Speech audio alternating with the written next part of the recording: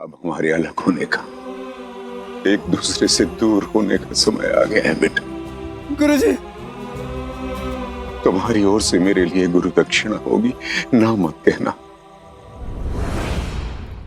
धार्मिक वीडियो सबसे पहले देखने के लिए हमारे चैनल को सब्सक्राइब करें और बेल आइकन दबाएं। साईं, इससे पहले कि मैं पश्चाताप करने के लिए यहाँ से प्रस्थान करूं, मैं आपसे इस ईंट की कहानी सुनना चाहता हूं। आप ही ने कहा था ना, फिर किसी दिन। आज तो नया दिन भी है और नई सुबह भी।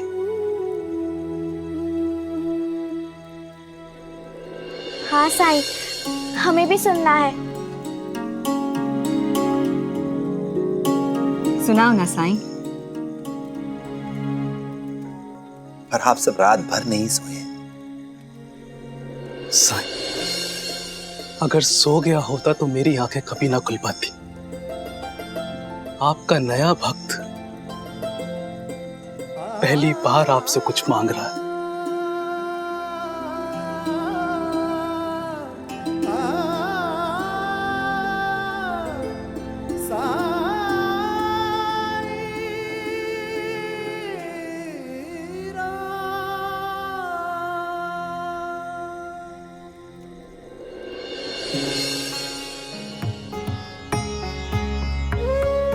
हाँ, तो कल रात मैंने कहाँ तक की बात बताई थी? गुरुजी ने अपना सारा ज्ञान तुम्हें दे दिया था साईं। उसके बाद आपने गुरुदेव से कहा कि आप दुनिया को श्रद्धा और सबरी का मार्ग सिखाएंगे। हाँ, क्योंकि गुरुजी ने महसूस किया कि मेरी शिक्षा पूरी हो गई है।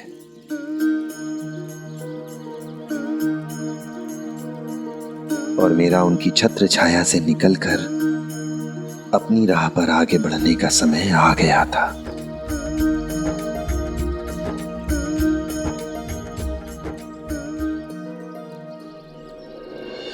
नहीं गुरुजी, मैं आपको छोड़कर कहीं नहीं जाऊंगा। बेटा, अब मेरे पास ऐसा कुछ भी नहीं है जिसे मैं सिखा सकूं। तुम्हें प्रस्थान करना ही होगा।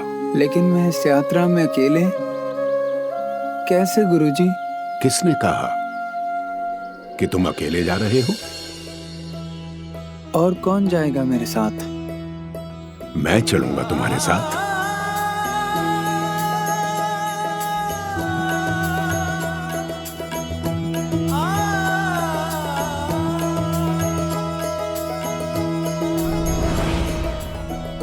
मेरी रक्षा के लिए गुरुजी ने तब तक आश्रम छोड़ देने का फैसला किया जब तक कि मैं कुछ बड़ा और नहीं हो जाता। गुरुजी के इस निर्णय से मेरे गुरु भाइयों में असंतोष था और गांव वाले भी थोड़ा नाराज थे।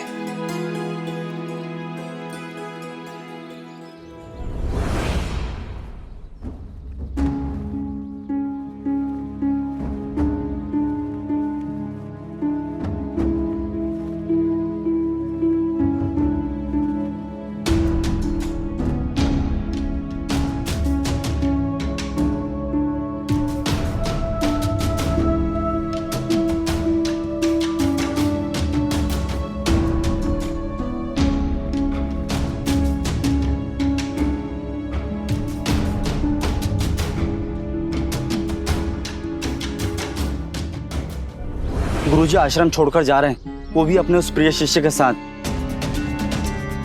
क्या? कब? बस थोड़ी देर में प्रस्थान करने वाले हैं। नहीं नहीं, हम उन्हें जाने नहीं देंगे। वैंकुशा जी हमेशा हमारे साथ हमारे गांव में रहे हैं। उन जैसे महापुरुष के बगैर तो हम सब अनाथ हो जाएंगे। वो हम सबके गुरु हैं। वो कल का आया हुआ बच्चा हमसे हमारे गुरु जी को छीन नहीं सकता।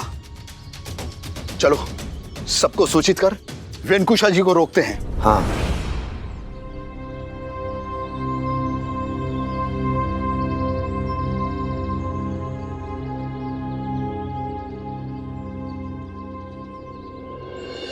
गुरुजी, आप हमें छोड़कर नहीं जा सकते। मैं आप लोगों को छोड़कर नहीं जा रहा हूं।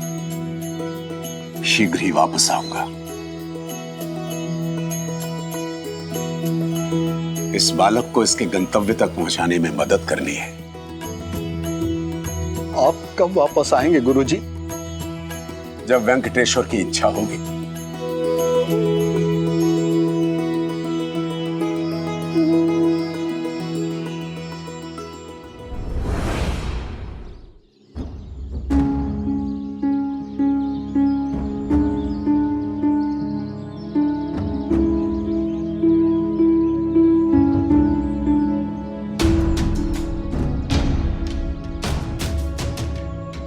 ये सब इस बच्चे के कारण हो रहा है। जब तक ये बच्चा गुरुजी के साथ है तब तक वो हमसे दूर रहेंगे।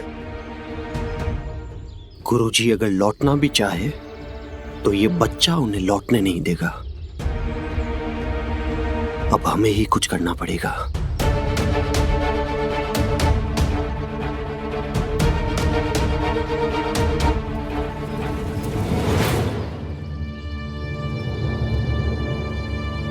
तो फिर गांव वालों ने क्या किया साईं?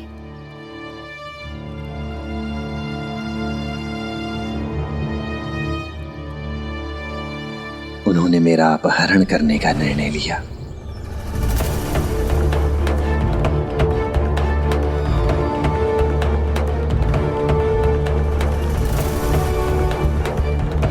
लोग ऐसे सोच भी कैसे सकते हैं साईं? वो भी एक बच्चे के लिए? साईं, अब ये मत कहना कि वो अपने उद्देश्य में सफल हुए। कुछ भी अकारण नहीं होता है। जो कुछ भी होता है उसमें उस मालिक की रजा होती है। गांव वाले भी ये नहीं जानते थे कि वो तो केवल उस भगवान की इच्छा पूरी कर रहे हैं।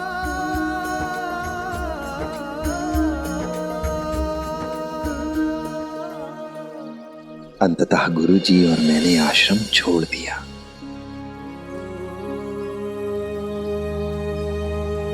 और गोदावरी नदी के किनारे एक छोटी सी कुटिया में रहने लगे।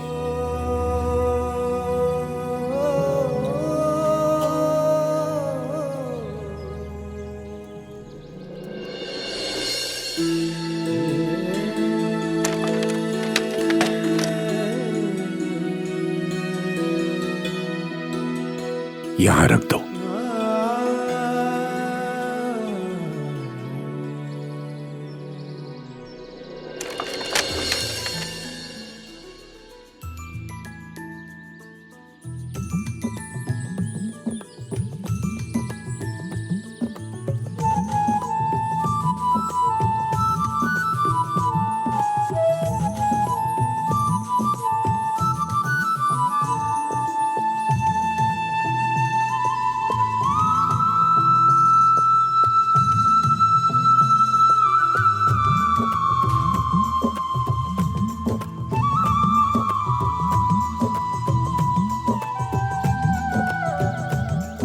आरंभ करो।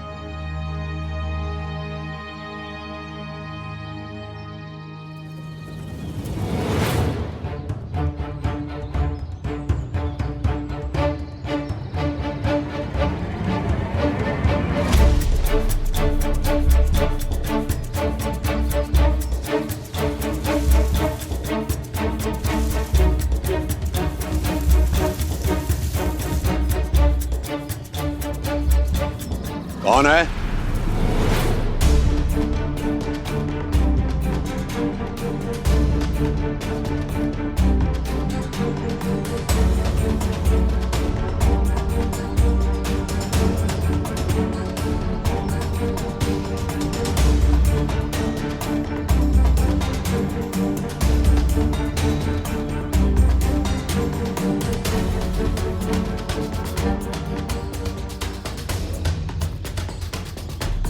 क्या हुआ गुरुजी?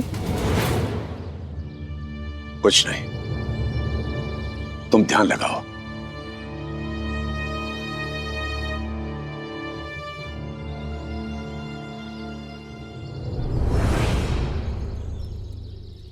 मतलब साईं, जैसे तुम हर मुसीबत से हमें बचाते हो, वैसे तुम्हारे गुरुजी तुम्हें हर मुसीबत से बचाते थे। मैंने भी उनसे कई बार यही सवाल पूछा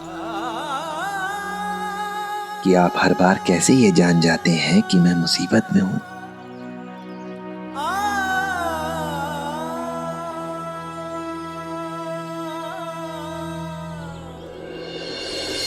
इसका उत्तर वही है जो तुमने मुझे उस दिन दिया था।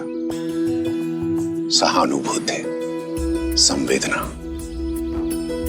जैसे जैसे तुम अपनी इंद्रियों का प्रयोग करना सीखोगे, वैसे वैसे किसी भी इंसान के सुख दुख की पुकार सुनने में अपने आप को और भी सक्षम पाओगे।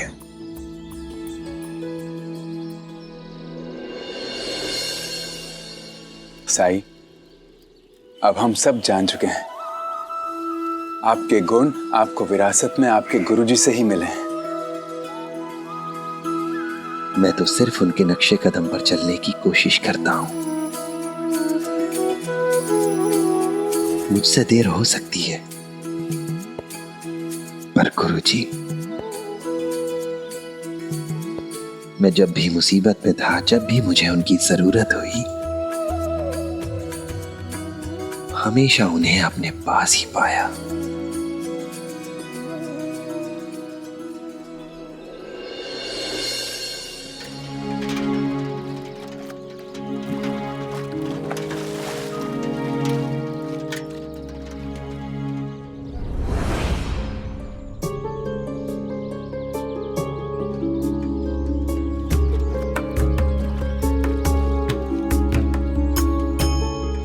सुनो, थोड़ा पानी मिलेगा? जरूर मिलेगा।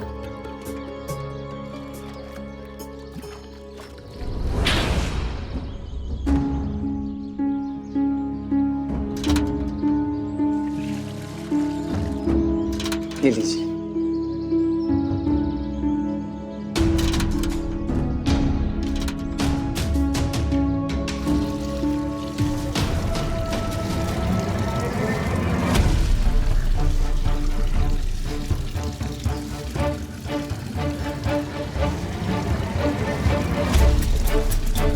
गंगाधर,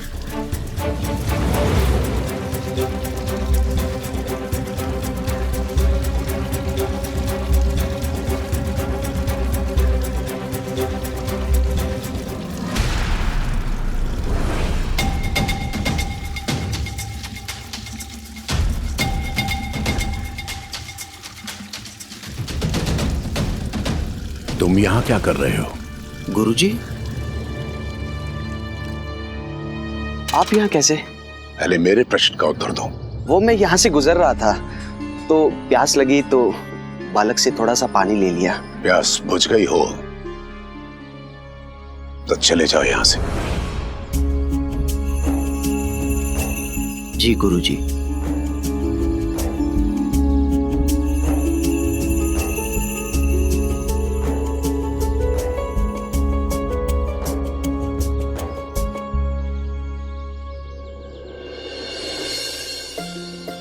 गुरुजी ने हमेशा मेरी रक्षा की, और गांव वाले वो परेशान हो चुके थे। मतलब उन्होंने हार मान ली? नहीं, इतने प्रयासों के बाद उन्हें समझ आ चुका था कि गुरुजी के रहते वो मेरा अपहरण नहीं कर सकते। इसलिए उन्होंने मुझे अपने रास्ते से हटाने का फैसला लिया।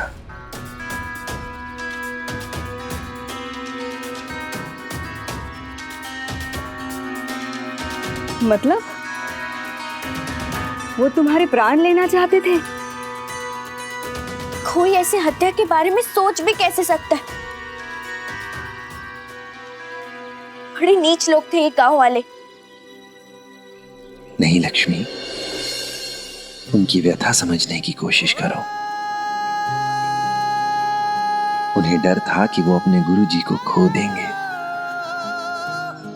ऐसे में वो अपने को दिशाहीन महसूस कर रहे थे, और दिशाहीन व्यक्ति अक्सर गलत रास्ते पर ही चलता है। यही तो तुम्हारी विशेषता है साईं, कि तुम सब में अच्छाई देखने की कोशिश करते हो। बायजामा, बुरे से बुरे इंसान में भी कुछ ना कुछ अच्छाई जरूर होती है।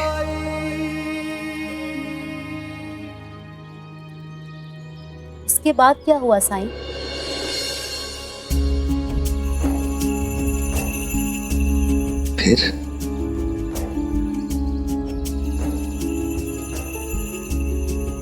फिर अगली चतुर्दशी की रात को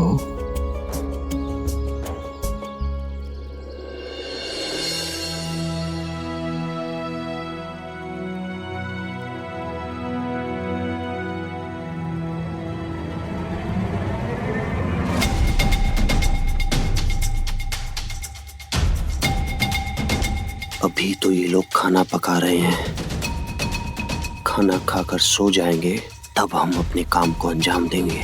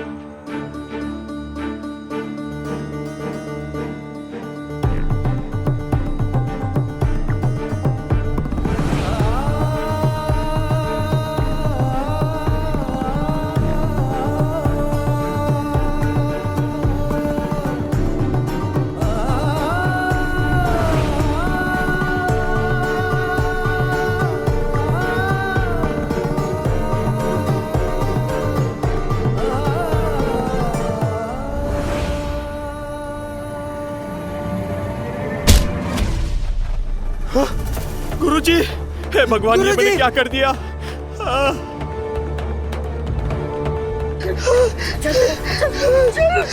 चल गुरुजी।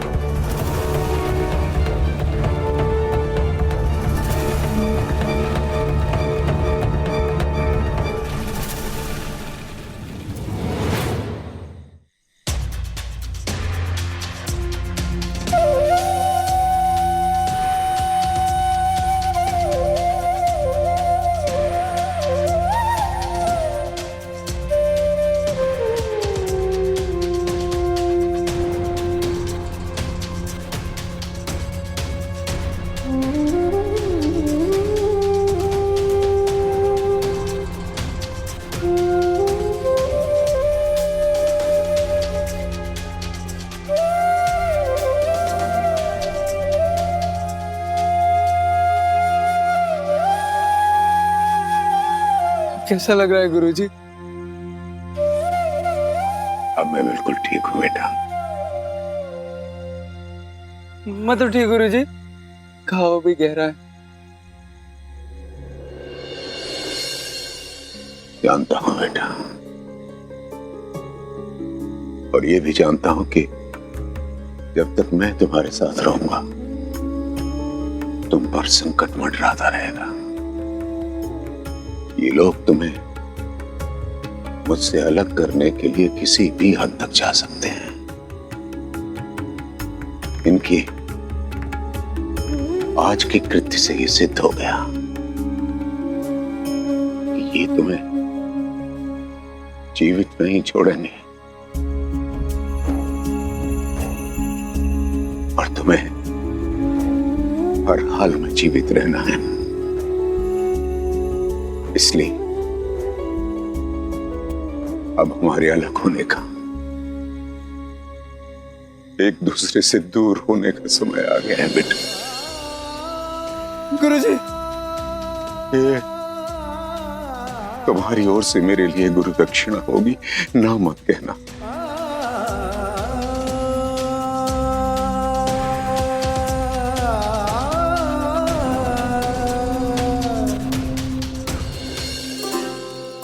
मेरी रक्षा के लिए गुरुदेव ने मुझे अपने से दूर कर दिया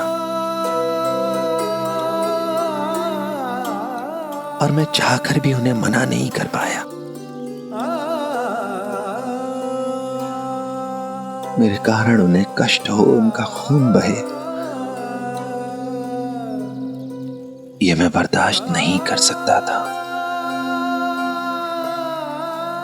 गुरुजी ने मुझसे कहा कि गोदावरी के किनारे किनारे उसके साथ साथ चलता रहूं और तब तक चलता रहूं जब तक मुझे वो स्थान न मिल जाए जहां मुझे घर जैसा महसूस हो।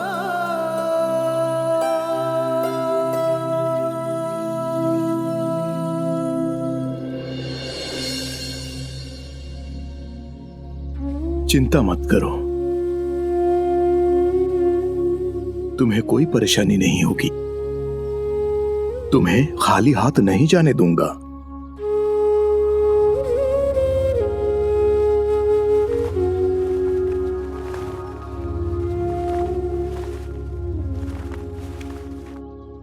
शिक्षा समाप्त होने के बाद मेरे शिष्यों ने यह धन मुझे गुरु दक्षिणा के रूप में दिया था। ये रख लो, जब तक तुम बड़े नहीं हो जाते। ये तुम्हारी उत्तर जीविका के लिए मददगार साबित होगा। क्षमा चाहूंगा गुरुजी, पर मेरे किसी काम का नहीं है। हो सकता है ये तुम्हारे किसी काम आ जाए। क्या ये कभी आपके काम आया?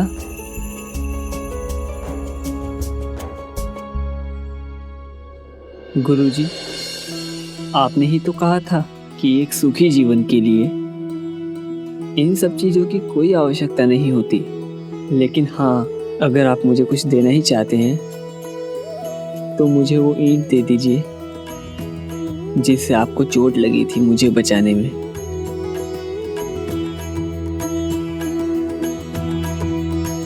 इस ईंट का तुम क्या करोगे? ये ईंट हम दोनों के बीच की जुड़ाव का और लगाव का प्रतीक है, मेरी देखभाल और आपके स्नेह का प्रमाण है। ये ईंट मेरे लिए बहुत अनमोल है। संसार की सारी धन दौलत, गहनों जेवरात से कहीं अधिक मूल्यवान है।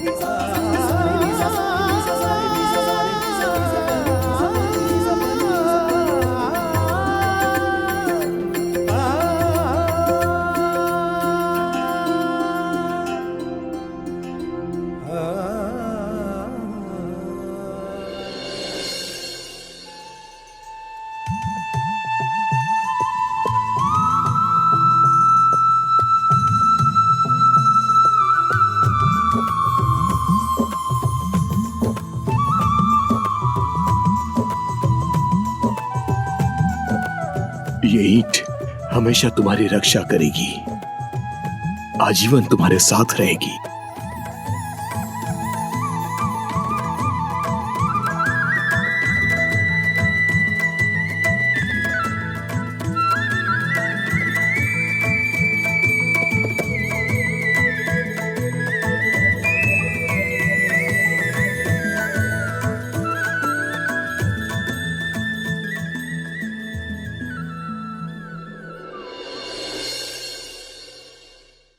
इसे मैं हमेशा अपने साथ रखूंगा।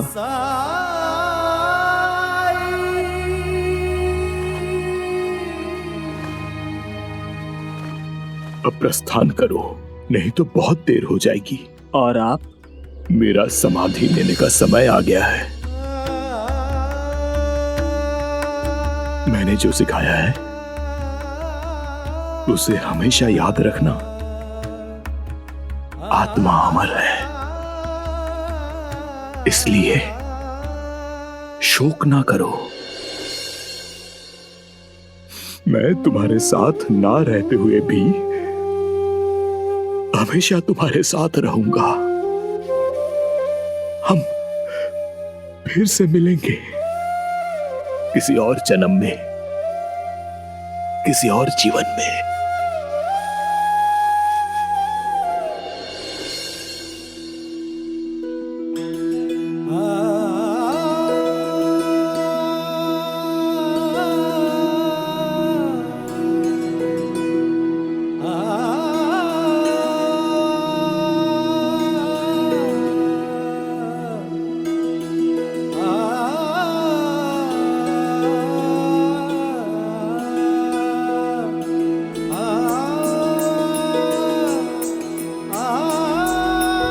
जाओ, तुम्हारा भविष्य तुम्हारी प्रतीक्षा कर रहा है। आने वाला समय तुम्हारी तरफ हसरतों से देख रहा है, क्योंकि तुम्हारा जीवन वो जीवन होगा जिससे लोग प्रेरणा लेते रहेंगे।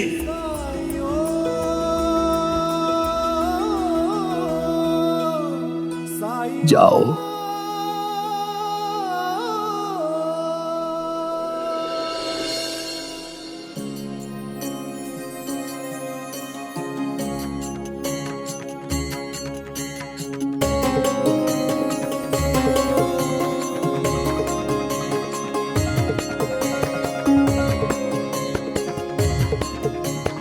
जाओ।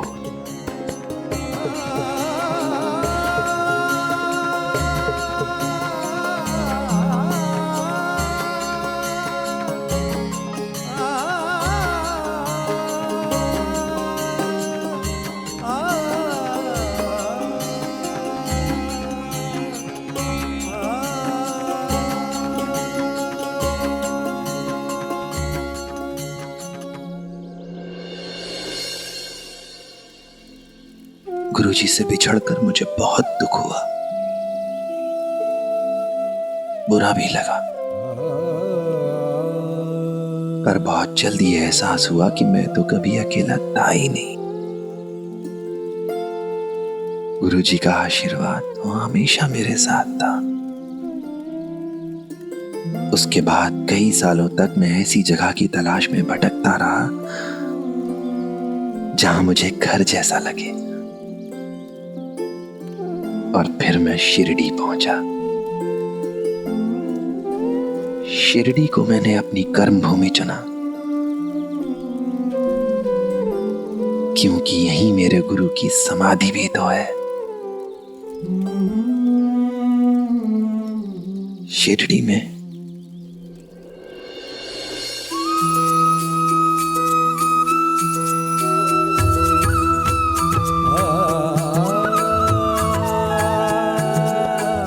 शिरडी वासियों में मुझे एक परिवार मिल गया।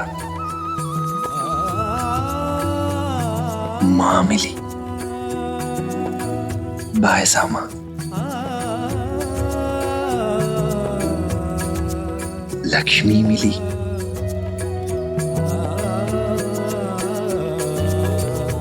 महालसा पति जी मिले, जिन्होंने मुझे नाम दिया। साईं।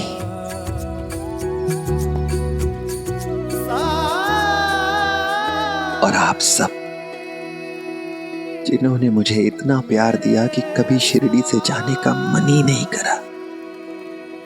कभी सोचना भी मत कि तुम यहाँ से जाओगे। हम तुम्हें कहीं नहीं जाने देंगे साईं। तुम हमेशा हमारे साथ ही रहोगे।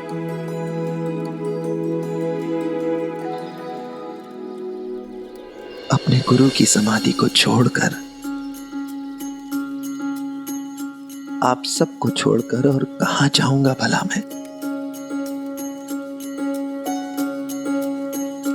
मैं हमेशा शिरडी में ही रहूंगा। अपने जाने वाले लोगों के दिलों में रहूंगा मैं, जीते जी भी और जीवन के बाद भी। नहीं नहीं साईं, शुभ शुभ बोलिए, आपको कभी कुछ नहीं होगा। हाँ महालसापति जी,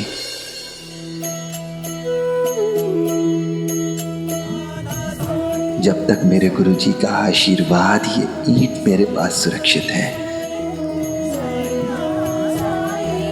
कुछ नहीं होगा मुझे।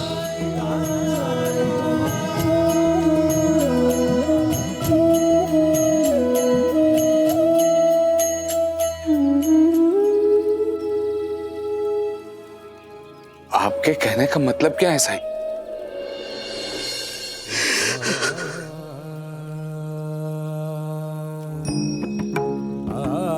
क्या हुआ गजराज? साईं, आपके लिए ईंट कितनी महत्वपूर्ण थी और मैंने इस ईंट को चुराने का प्रयास किया।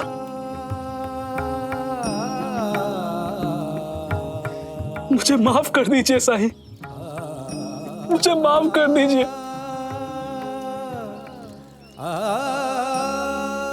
कोई बात नहीं गजराज, तुम्हें अपनी भूल, अपनी गलती का एहसास है, बस मुझे इससे ज्यादा कुछ नहीं चाहिए।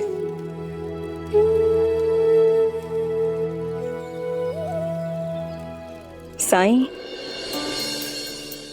ये सब सुनकर हम सब भी वेंकुशा गुरुजी के भक्त हो गए हैं, क्योंकि अगर उनकी समाधि यहां नहीं होती तो तुम यहां नहीं होते। उन्होंने मेरे बेटे के लिए बहुत कुछ किया है।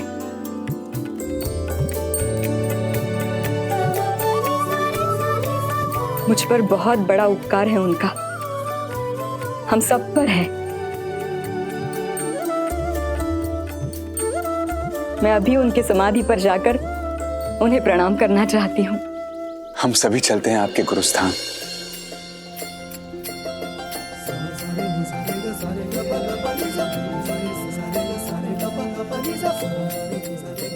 ठीक है।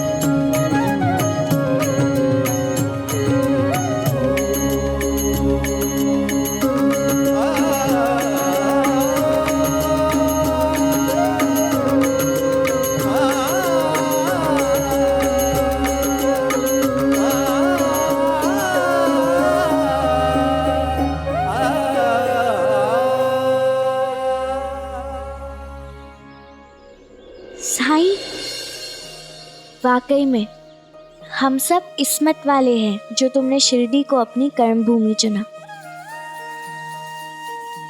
और हमेशा हमेशा के लिए हम सब के साथ यहाँ रहने आ गए। धन्य है हम और यहाँ की मिट्टी। हमारी शिरडी को ये संसार हमेशा हमारे साईं के नाम से जानेगा।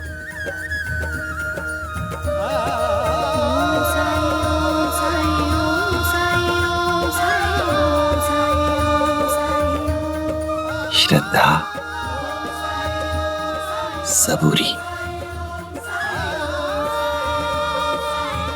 सबका मालिक एक।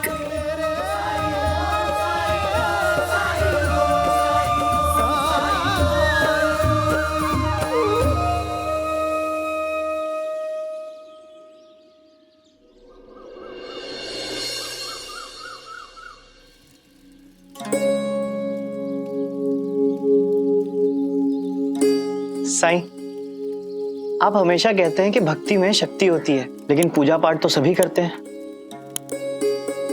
तो ये कैसे तय हो कि किसकी भक्ति में कितनी शक्ति है?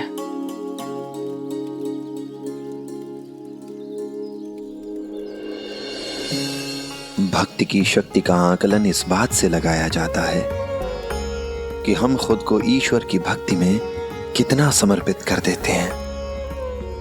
और भक्ति की पराकाष्ठा है पूर्ण समर्पण।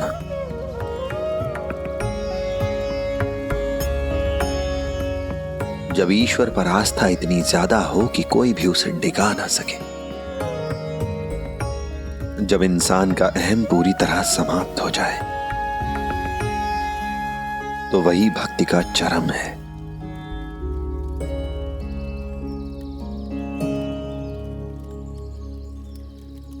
और इसी से संबंधित एक कहानी है बहेलिये और ब्राह्मण की। जब नारायण को चुनाव करना था कि बहेलिये और ब्राह्मण में से किसे वैकुंठ में स्थान मिलेगा,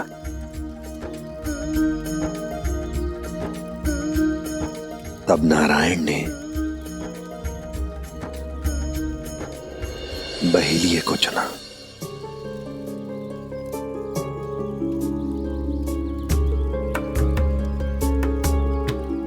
ये कौन सा प्रसंग है साईं? मैंने तो कभी नहीं सुना।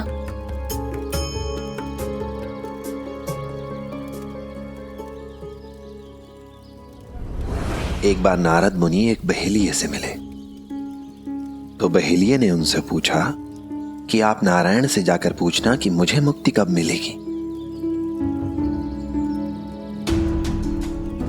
कुछ ही दिनों बाद यही सवाल नारद मुनि से एक ब्राह्मण ने किया।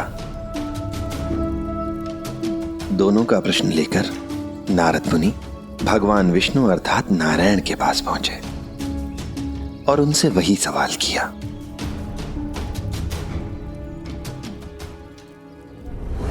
इस पर नारायण ने कहा कि बहेलिये से जाकर कहना कि मृत्यु के बाद उसे जन्म मरण के चक्र से मुक्ति मिल जाएगी और वो मेरे पास आ जाएगा।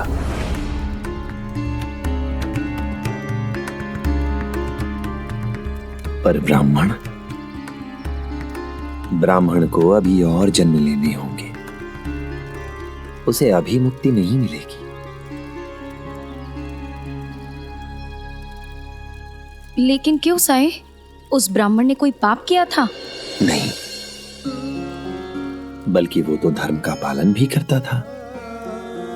और इसी तरह नारद जी भी चकित हुए थे जब नारायण ने उनसे ये बात कही। पर नारद का प्रश्न सुनकर नारायण मुस्कुराए और उनसे कहा कि आप चिंतित ना हो, आपको इस प्रश्न का उत्तर शीघ्र ही मिल जाएगा।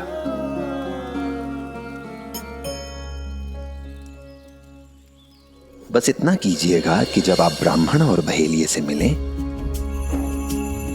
तो उनसे कहना कि जब आप मुझसे मिले तो उस समय में सुई में हाथी पिरो रहा था।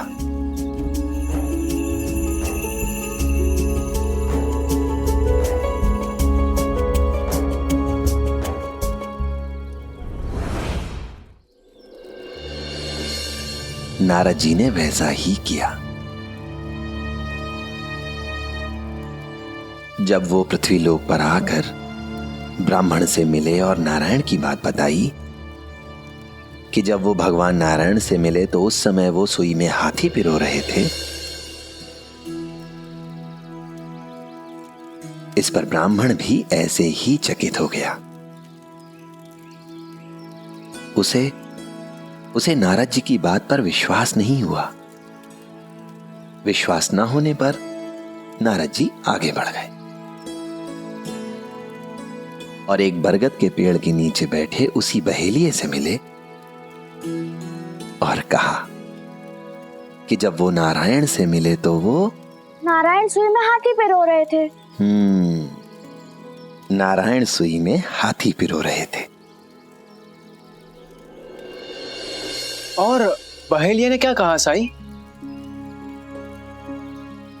वो रोने लगा, अश्रुधारा बहने लगी, कहने लगा कि उसके नारायण के लिए कुछ भी संभव है। उसके नारायण की लीला अपरंपार है, कुछ भी कर सकते हैं वो। जब बहेलिये ने ऐसा कहा तो नारद जी चौंक गए।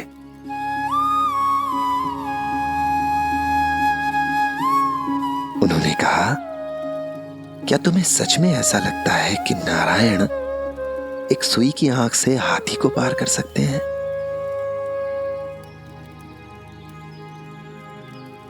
इस पर बहेलिये ने कहा कि जिस वृक्ष के नीचे वो दोनों बैठे हैं वो भी तो एक छोटे से बीज से ही उत्पन्न हुआ है। और जब नारायण इतने बड़े वृक्ष को केवल एक बीज में समा सकते हैं तो फिर वो एक सुई की आंख से हाथी को पार क्यों नहीं कर सकते?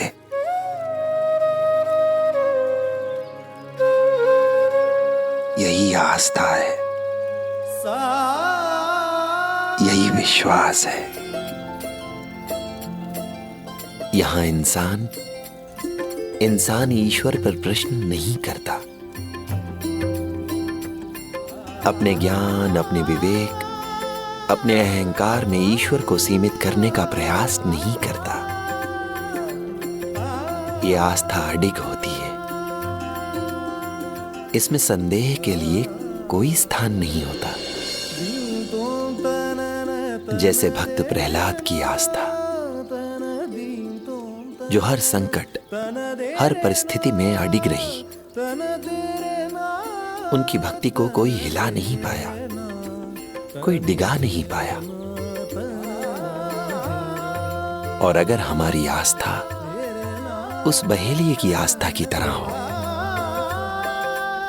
तो नारायण खुद हमें अपने अंदर ही मिल जाएंगे।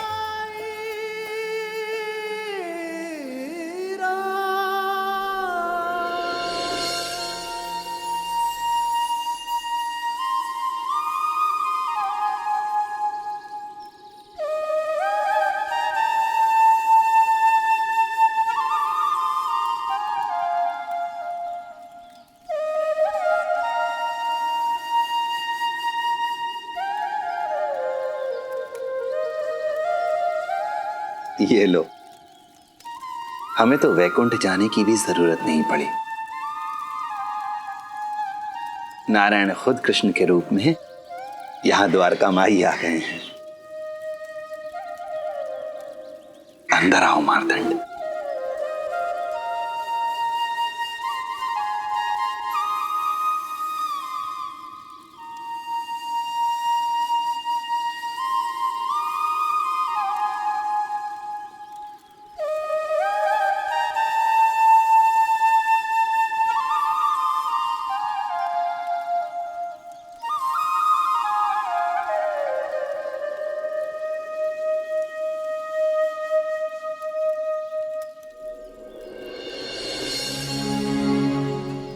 तुझे कृष्ण किसने बनाया?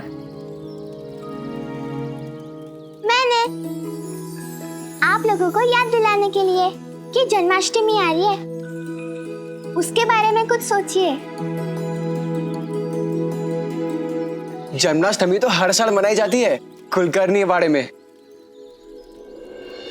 साई, हम सबका मन है कि इस साल जन्माष्टमी द्वारका माई में मनाई जाए। हाँ, कुलकर्णी वाड़ा में बहुत नियम और कानून होते हैं। हाँ साईं, निराली की बात तो सही है। ये मत करो, वो मत करो, यहाँ मत बैठो, शोर मत मचाओ। पिछली बार तो मैं कान्हा के दर्शन भी नहीं कर पाई थी।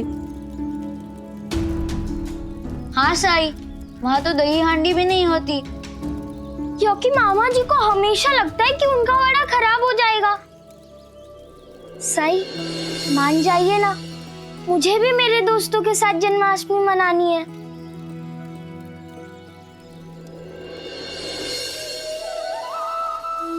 बच्चे तो भगवान का रूप होते हैं, और अगर बच्चों ने तय कर ही लिया है तो फिर बच्चे और कान्हा के बीच आने वाला मैं कौन होता हूं। इस साल जन्माष्टमी यहीं द्वारका माई में ही मनाई जाएगी।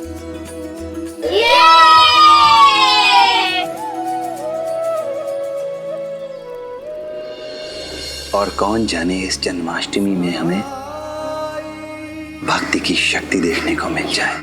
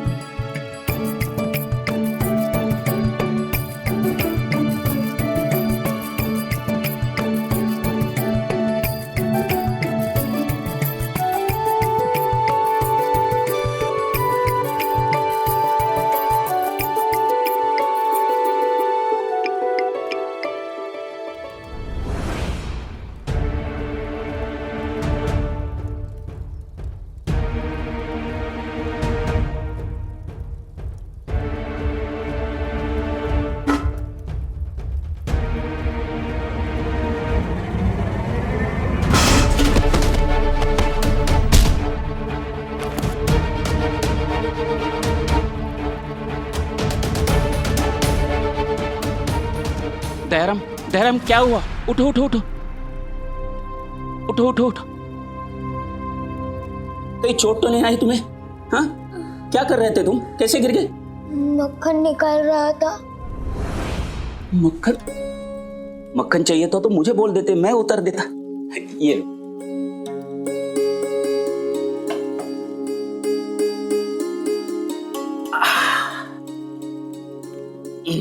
ये क्या कर रहे हैं आप? कब तक हम इसे चीजें उठाकर उतार कर देते रहेंगे? ये अपने हाथों से कुछ भी तो नहीं पकड़ पाता। 8 बरस का हो चुका है ये, कभी ना कभी तो इसे। देखो, जब तक इसकी समस्या दूर नहीं होती हमें इसकी मदद करनी होगी। अभी हम इससे कोई अपेक्षा नहीं रख सकते। मैं जानता हूं कि इससे आत्मनिर्भर बनना पड़ेगा, क्योंकि आजीवन हम इसके साथ नहीं होंगे, लेकिन उसके लिए इसका इलाज करना जरूरी है। पिता होने के नाते ये मेरा फर्ज है।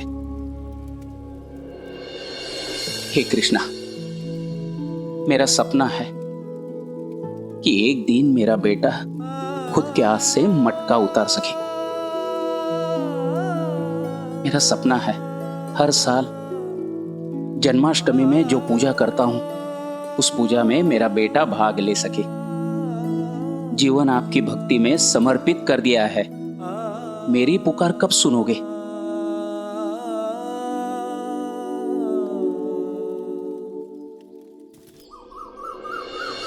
पूरा खत्म करना है तुम्हें, ठीक है? कहीं भागना नहीं है।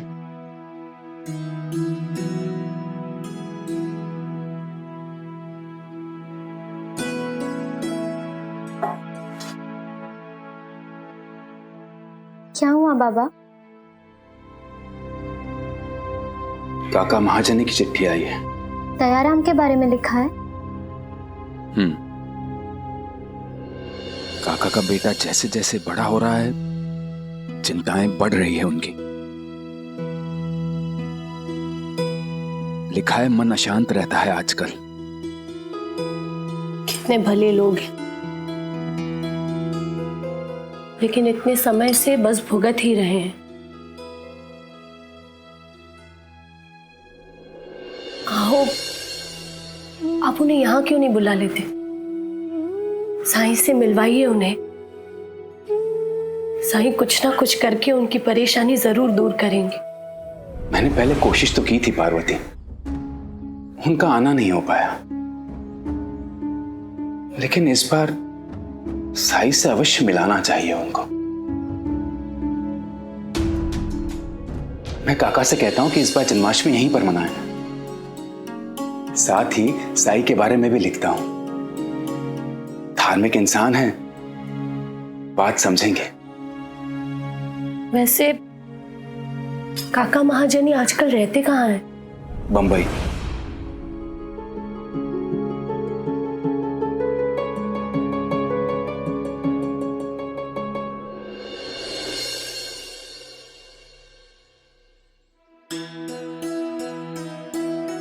हमारे पड़ोस के कदम काका है ना, वो वृंदावन गए थे, तो वहां से मंगवाया ये रक्षा सूत्र तुम्हारे लिए। ये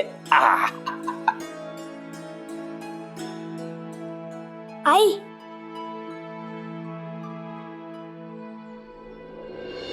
कितने का है ये रक्षा सूत्र? मैंने तो 5.25 रुपए दक्षिणा के लिए दिए थे।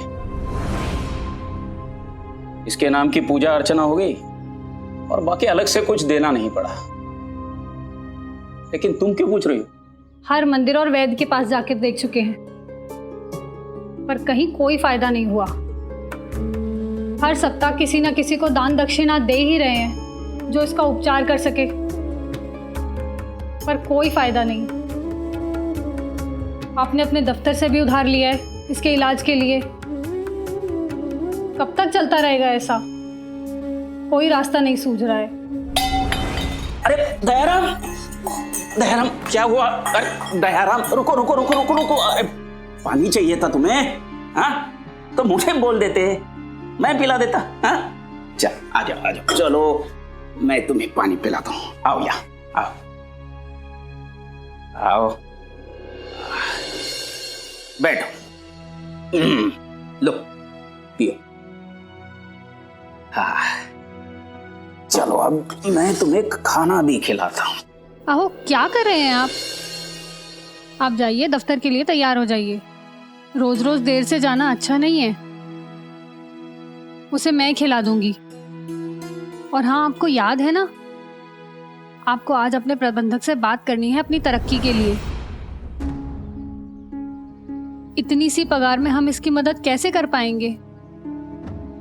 आप जाइए, जल्दी तैयार हो जाइए, इसे कोशिश करने दीजिए। नहीं, मेरा मैं इसे अकेले नहीं छोड़ सकता हूं, और तुम्हें आई का भी ख्याल रखना है। बाकी सब काम है। तुम इसे खिलाने बैठोगी तो देर हो जाएगी, तो कहीं इस पर से ध्यान चुका तो कुछ भी हो सकता है। थोड़ी देर की बात है, मैं इसे खिला कर जाऊंगा।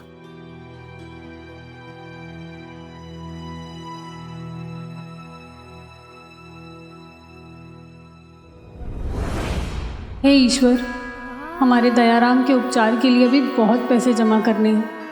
इस बार इनकी तरक्की करवा देना।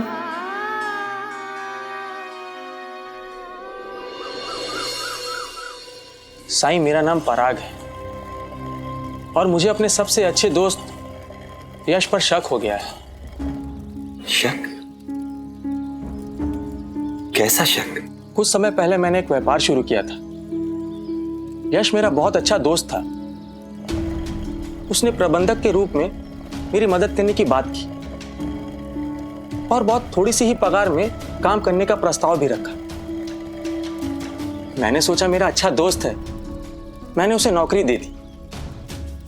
लेकिन अब मुझे शक ये हो रहा है कि वो मुझसे पैसे चुरा रहा है। और इस शक का कारण? व्यापार में जितना मुनाफा होना चाहिए उतना किताबों में नहीं हो रहा है। क्या तुमने बही खाते खुद देखे? साईं, मुझे समय कहाँ मिलता है। मैं रोज नए नए ग्राहक बनाने में व्यस्त रहता हूँ। बही खाता यश ही संभालता है और वो मुझसे ज्यादा पढ़ा लिखा भी है। वो ये बात समझता है, शायद कुछ ज्यादा ही समझदार है। कहीं ऐसा तो नहीं कि वो इतनी कम तनख्वाह लेकर मेरे मुनाफे से ही अपनी पूर्ति करता हो। क्या तुमने उससे बात की, पूछा उससे? संदेह है, लेकिन पक्का पता नहीं, कोई सबूत नहीं। अगर मैं उससे पूछता हूं और अगर ये बात सिद्ध हुई कि उसने चोरी नहीं की तो मेरी दोस्ती बच ही नहीं पाएगी। साईं, मुझसे क्या मदद चाहते हैं? आप मुझे ये बताइए साईं कि मैं ये कैसे पता करूं कि मेरा जो शक है वो सही है या नहीं। ठीक है, मदद करूंगा तुम्हारी, पर अभी तो मुझे तुम दोनों से मदद चाहिए। यश को यहां ले आओ, मुझे तुम दोनों से मालाएं बनवानी है।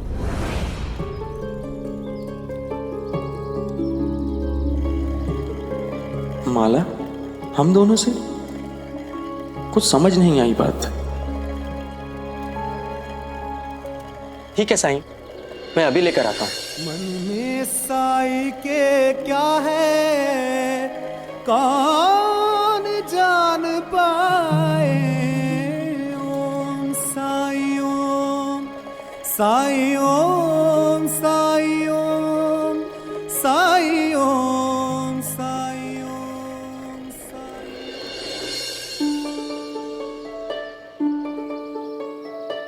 खाने पीने और पूजा की सारी तैयारी तो बड़े लोग कर लेंगे। हमें तो दुकानों में जाके बस ये पता करना है कि जन्माष्टमी के सजावट का सामान कौन कौन दान करना चाहेगा। हाँ चलो।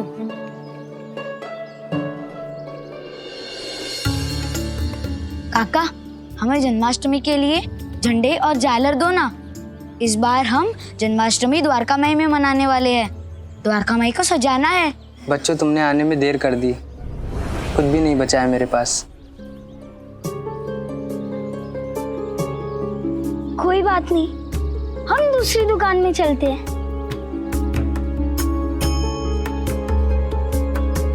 बच्चों, अगली दुकान पे पता कर लो, यहाँ पे कुछ भी नहीं बचा।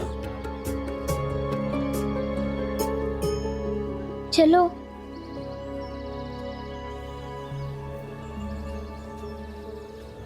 कहीं भी कुछ नहीं मिला। ऐसे कैसे हो सकता है? नहीं, ऐसा मत करो, ऐसा मत करो। ऐसे कैसे नहीं देगा? हाँ, हर दुकान से सजावट का सामान लेने का आदेश है हमें। तू जन्माष्टमी में सामान नहीं देगा? दुकान तुड़वाऊंगा तेरी। नहीं, ये पकड़। इतना सारा सामान का सिर्फ 10%। अरे चुप। चला। रुकिए, ये क्या कर रहे हैं आप लोग? दिखता नहीं क्या? चंदा और सजावट का सामान ले रहे जन्माष्टमी के लिए। तुम लोग हमारा समय बर्बाद मत करो। अपने अपने घर में बोल दो कि जल्दी से जल्दी चंदा जमा करे। नहीं।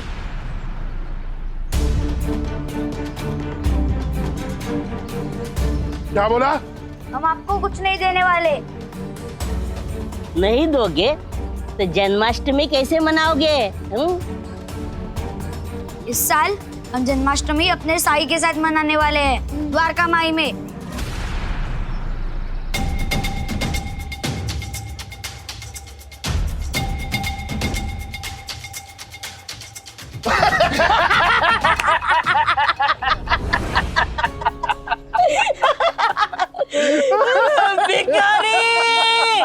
भिखारी लोग, ना पैसा है ना सजावट का सामान है, और वो भिखारियों का सरदार साई उसकी दुकान द्वारका माई को सजाने चले हो ना तुम लोग। मनाओ मनाओ। और जब कुलकर्णी वाड़ा की चकाचौंध रोशनी देख के जी ललचाएगा ना तो वहां मत आना।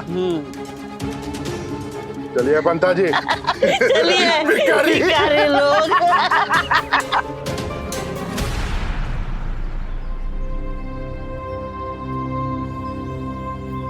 अब क्या करें? जब भी कोई मुसीबत आई बचाने हमेशा आते हैं साई।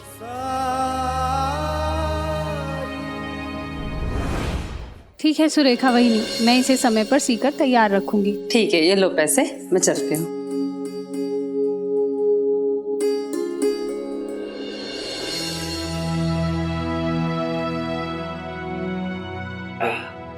आप इतनी जल्दी कैसे आ गए दफ्तर से? आपकी बात हुई क्या प्रबंधक से कुछ तरक्की के बारे में?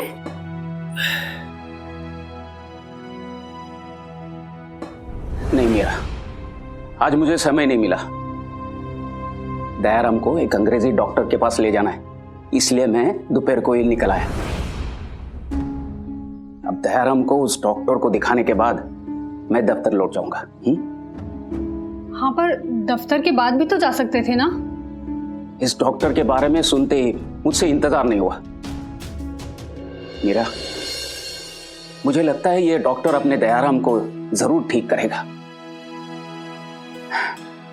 जाओ, तुम दयाराम को तैयार करो।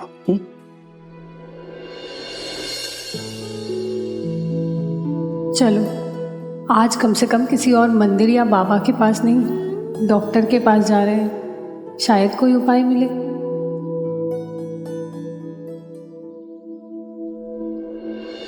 आओ। ये कुछ पैसे हैं, ये रख लीजिए, वहां जरूरत पड़ सकती है।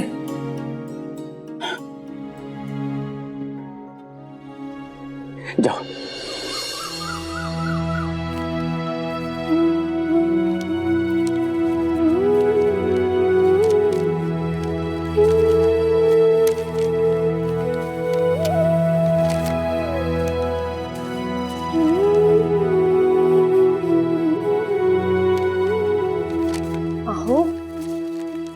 आप अभी भी काका महाजनी को खत लिख रहे हो?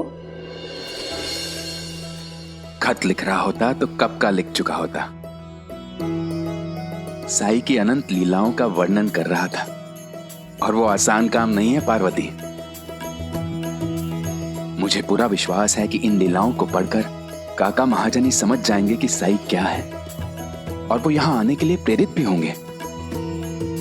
इस पत्र के साथ साथ साई का आशीर्वाद भी उन तक पहुंच जाएगा।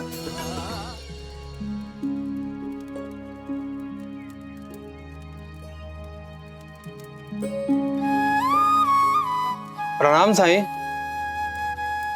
राम जी भला करें। पराग ने कहा आपको हमारी मदद की जरूरत है, आदेश करें।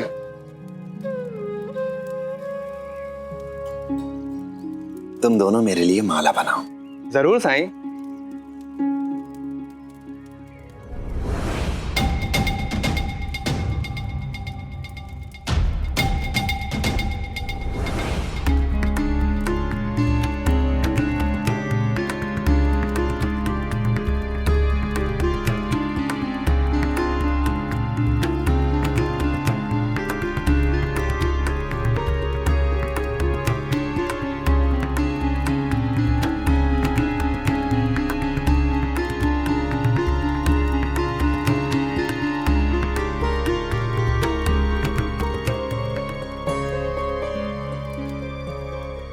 यश,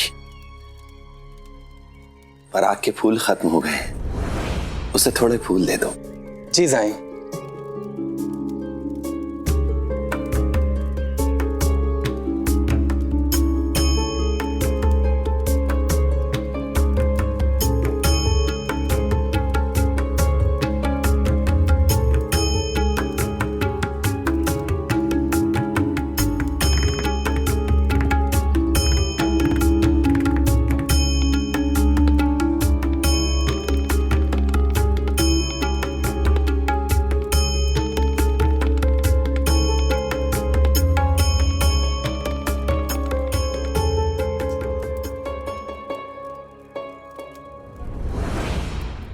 मैंने माला बना दी साईं।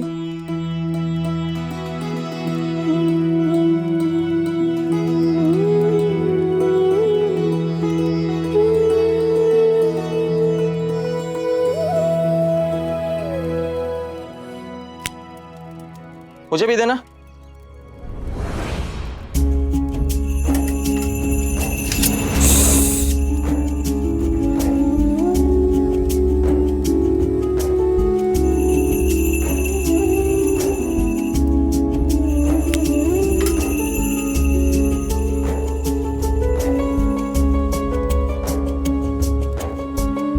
यश, तुम्हारी माला बन गई ना?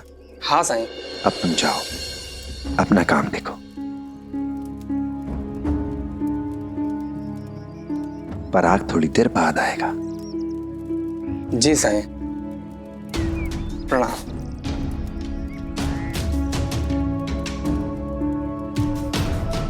साईं, आपने उससे तो कुछ पूछा ही नहीं, ऐसे ही जाने दे दिया। क्योंकि मुझे उत्तर मिल गया है। तो क्या मेरा शक सही है? नहीं, यश निर्दोष है। साईं, ये आप कैसे कह सकते हैं? इंसान के कर्म ही उसके चरित्र को प्रत्यक्ष करते हैं। शायद तुमने ध्यान नहीं दिया। जब उसने तुम्हें चाकू दिया था तो धार वाला हिस्सा अपनी ओर कर लिया था। तुम्हें तो यह भी पता नहीं चला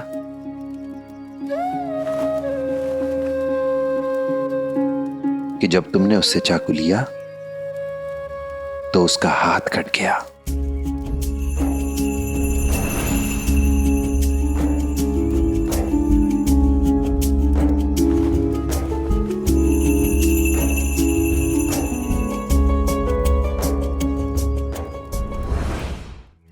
ये तो मुझे पता ही नहीं चला। हाँ, क्योंकि उसने अपना दर्द जाहिर ही नहीं किया, चुपचाप सह गया, उफ तक नहीं की। और तो और जब उसने तुम्हें फूल दिए तो अपने फूलों में से जो सबसे अच्छे फूल थे चुनकर वो फूल दिए तुम्हें।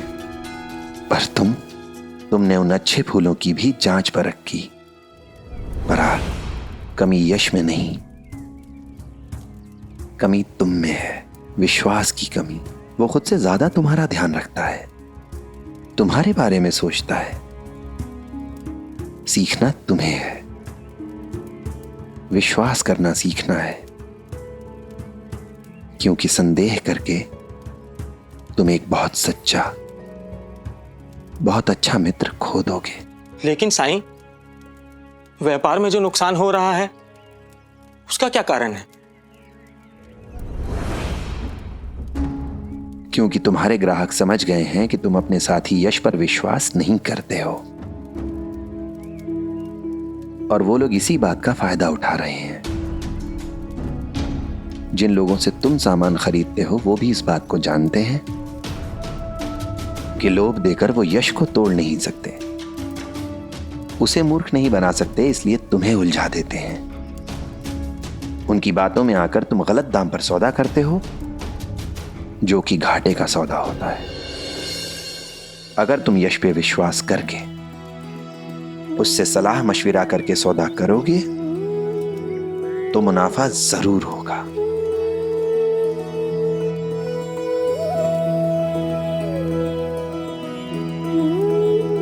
साईं, मैं समझ गया साईं, मैंने यश पे संदेह करके बहुत बड़ी भूल की है, लेकिन अब से ऐसा नहीं होगा।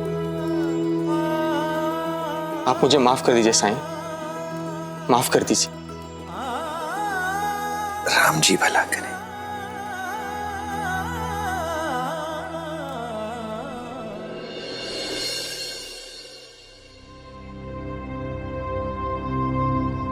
आप आ गए? क्या कहा डॉक्टर ने? जाओ तुम खेलो।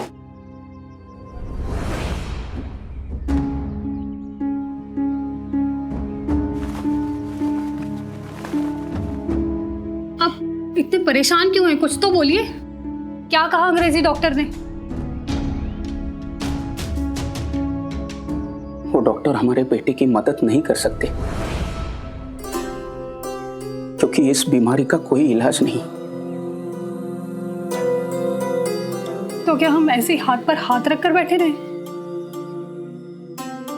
क्या हमारा बेटा कभी ठीक नहीं होगा?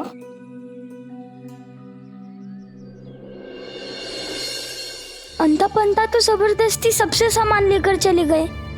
सच में बहुत बुरे वो लोग। हाँ गोविंदा, हमारे पास कुछ भी नहीं है जिससे हम जन्माष्टमी मना सके। उम्मीद।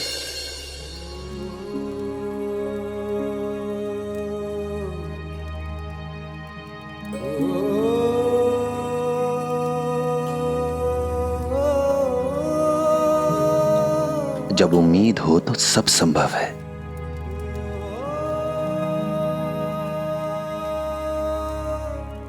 उम्मीद से क्या होगा साई? हमारे पास तो सजाने के लिए कुछ भी नहीं है।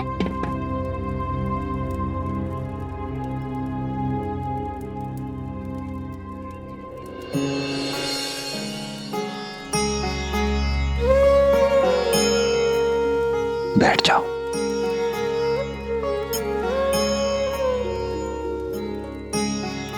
भले ही हमारे पास सजावट की वस्तुएं, खेल खिलौने ना हो, लेकिन जो हमारे पास है वो उससे भी ज्यादा महत्वपूर्ण है। हमारे पास उत्साह है, लगन है, और इससे भी कहीं बढ़कर हमारे पास श्रद्धा है कृष्ण के प्रति। त्योहार वस्तुओं के साथ नहीं मनाए जाते, त्योहार लोगों के साथ मनाए जाते हैं। अगर हम दिल से मिलजुल कर काम करें तो बिना कुछ खरीदे मजे से, उतने ही मजे से त्योहार मना सकते हैं, खुश हो सकते हैं हम। क्योंकि उम्मीद, लगन, उत्साह और खुशी इन्हें खरीदा नहीं जा सकता। ये तो मुफ्त मिलते हैं। सोचो, क्या हम ऐसा कुछ कर सकते हैं जिससे हमें कुछ खरीदने की जरूरत ही ना हो और हम पूरे उल्लास मजे से त्योहार मनाएं? क्या किसी के पास ऐसी कोई तरकीब है?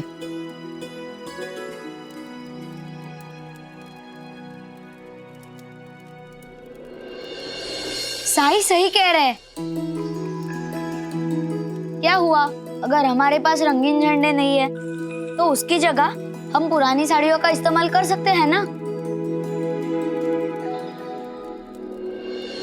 हाँ, महंगी कैंडल की जगह हम पिछले दिवाली में बनाई हुई कैंडल इस्तेमाल कर सकते हैं। और मैं रंगोली बना दूंगी। हाँ, और मैं सबको तोरण बनाने में मदद करूंगा। साई, अब हमें मिलजुल के जन्माष्टमी मनाने से कोई नहीं रोक सकता। अब देखना इस बार की मटकी मैं कैसे फोड़ता हूँ। नहीं नहीं, मैं फोड़ूंगा। नहीं, मैं फोड़ूंगा। रुको, क्यों हर साल लड़के ही फोड़ेंगे मटकी? इस साल मैं फोड़ूंगी। नहीं, मैं फोड़ूंगा। नहीं, मैं फोड़ूंगा। नहीं, मैं फोड़ूंगी। नहीं, मैं फोड़ूंगा। नहीं, मैं फोड़ूंगा। शांत हो जाओ तुम लोग। साई, अब आप ही बताइए, कौन कृष्णा बनेगा, कौन मटकी फोड़ेगा? क्यों नहीं तुम लोग अपना अपना नाम किसी पर्ची में लिखकर एक बर्तन में डालो, और उसके बाद उस पर्ची में से जिसका नाम निकलेगा वही कान्हा बनेगा।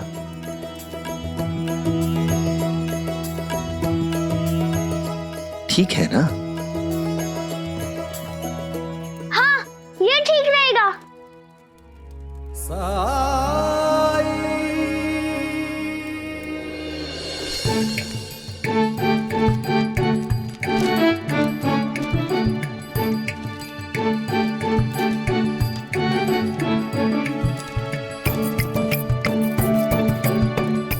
साई, ये लीजिए, हमने अपने नाम इसमें लिखकर डाल दिए।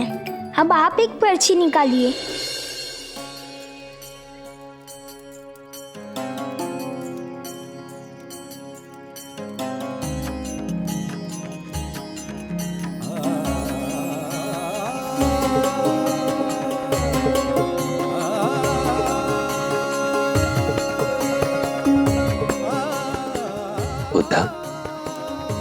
तुम इसमें से एक पर्ची निकालो।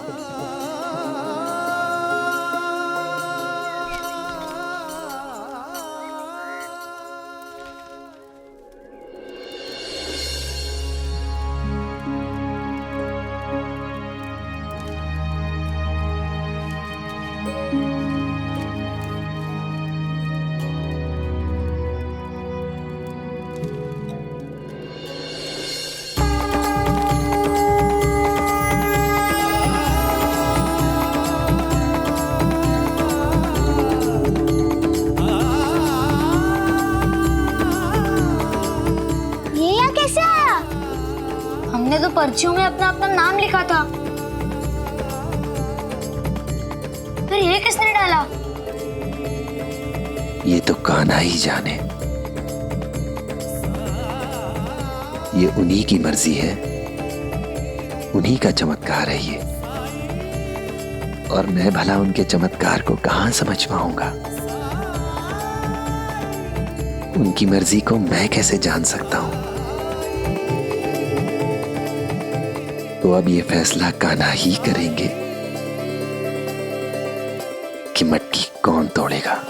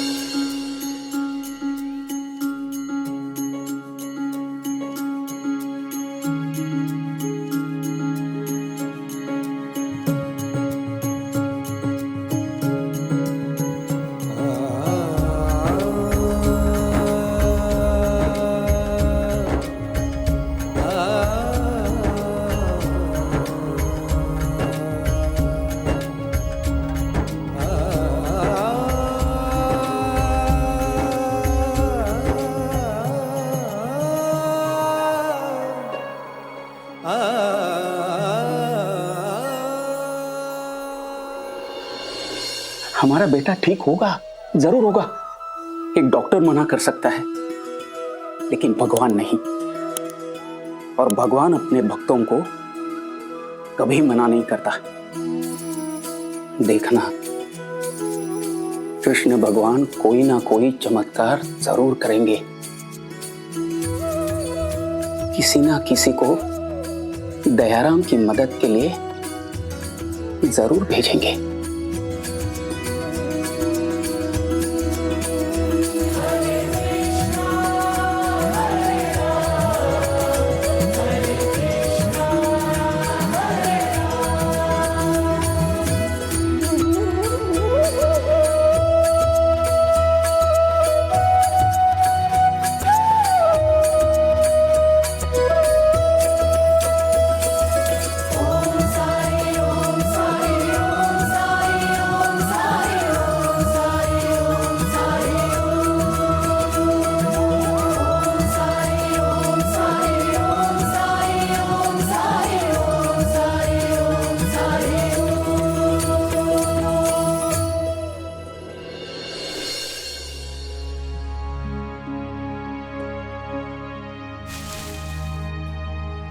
साई, आओ चंपा।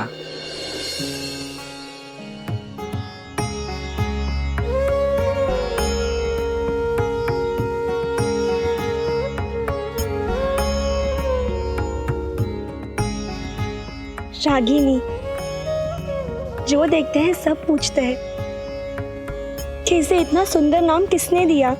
लेकिन इतने दिन तक थी कहाँ? अपनी आजी के घर।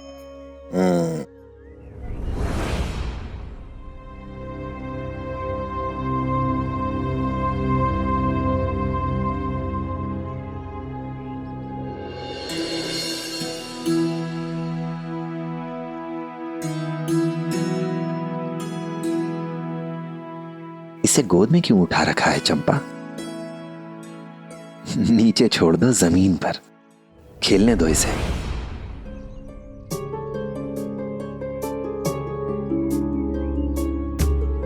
साई, यहाँ जमीन पर? साई, यहाँ कंकड़ है, गिरेगी तो चोट लग सकती है। कुछ नहीं होगा इसे, मुझ पर विश्वास है ना? खुद से भी ज्यादा आप पर भरोसा है साई। तो फिर इसे नीचे छोड़ दो।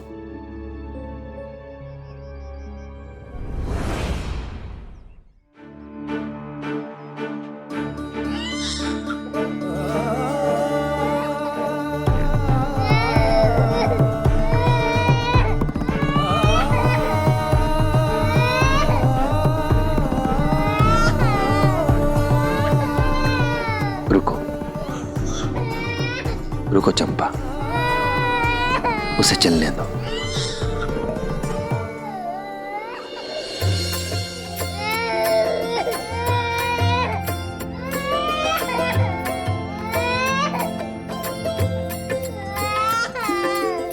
साई, रागिनी चल रही है।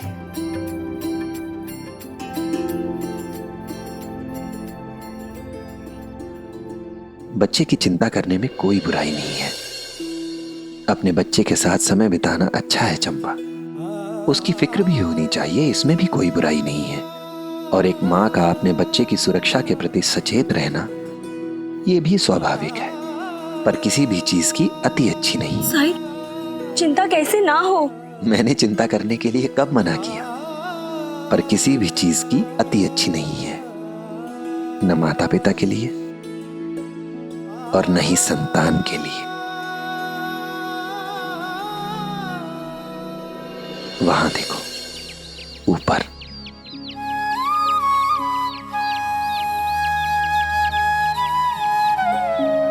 वो चिड़िया अपने बच्चों को उड़ना सिखाना चाहती है।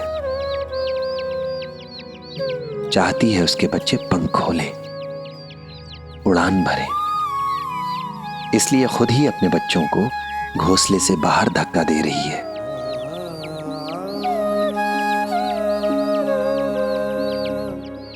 जोखिम उठा रही है, क्योंकि चाहती है उसके बच्चे आत्मनिर्भर बने। और जोखिम उठाना, प्रयास करना, कोशिश करना आत्मनिर्भर बनने के लिए बहुत जरूरी है। रागिनी को कुछ देर अकेले समय बिताने दो, क्योंकि बच्चे कुछ चीजें अपने अनुभव से भी सीखते हैं। और ये तुम बहुत अच्छा करती हो कि रागिनी को इसके आजी अजोबा के पास छोड़ाती हो। इससे बच्चों के अपने बड़ों के साथ अच्छे रिश्ते बनते हैं, सामाजिक संबंधों को, सरोकारों को सीखते हैं वो। किसी भी बच्चे के लिए ये जानना बहुत जरूरी है कि उसके आसपास उसके माता पिता के अलावा कुछ और लोग भी ऐसे हैं जिन पर वो भरोसा कर सकता है। इससे बच्चे का आत्मविश्वास बढ़ता है, खुद को सुरक्षित महसूस करता है वो, अन्य लोगों के साथ भी खुश रहना सीख पाता है वो। और अगर तुम ऐसा नहीं करोगी तो जब भी रागिनी तुम्हें अपने पास नहीं पाएगी, खुद को असुरक्षित महसूस करेगी, परेशान हो जाएगी वो।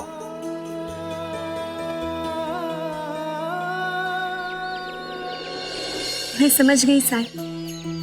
अब से मैं रागिनी को वो माहौल दूंगी जिसमें वो सीख सके, आत्मनिर्भर बन सके।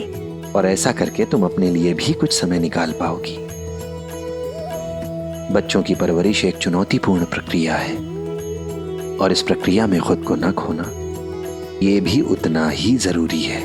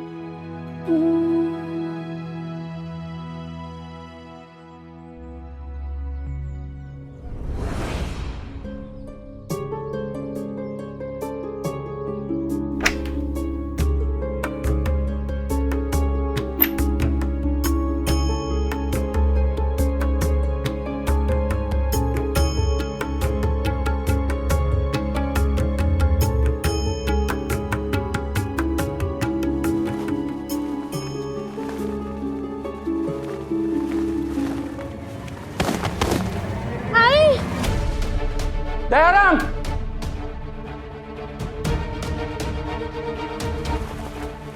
आई बाबा बाबा क्या? उठो उठो उठो दयाराम, अरे उठो उठो। ये क्या कर लिया तुमने दयाराम? हे भगवान, ऐसे तो इसका दम घुट सकता था। दयाराम, तुम ऐसी चीजों को खुद करने की कोशिश क्यों करते हो? तुम्हें पता है ये कितना खतरनाक हो सकता था। बाबा, मेरा मोरपंख यही कहीं गिर गया है। मोरपंख? हाँ। कहाँ है? हाँ?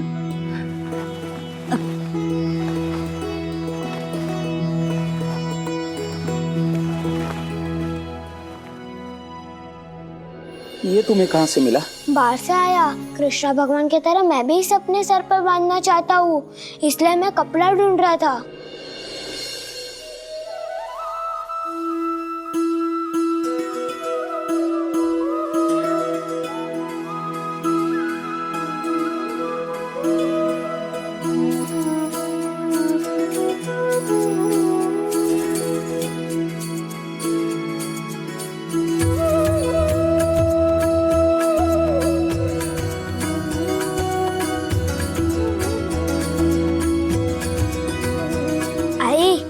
कृष्ण भगवान लग रहा हूँ ना?